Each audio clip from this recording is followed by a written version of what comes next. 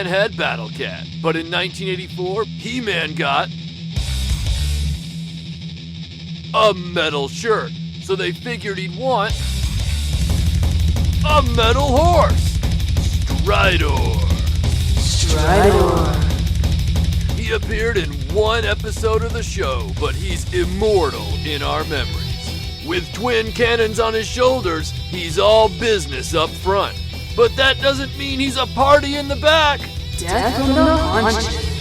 Stridor is rock solid because his legs don't move. This isn't a horse. It's a statue of a horse.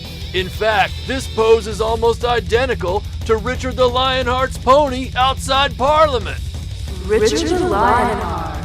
What ho! Any action figure would feel like a king riding Stridor. But let's get real. Riding a horse this badass requires serious beard. Serious beard. There's only one man worthy of riding Stridor. Fisto. Fisto. He-Man's got the power, but Fisto throws a punch like a boss.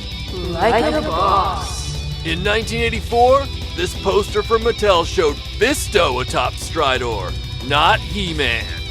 Stridor, Duncan made, Fisto approved. The ultimate way to ride off into the Eternian sunset. He's even got a hat. Fisto sold separately.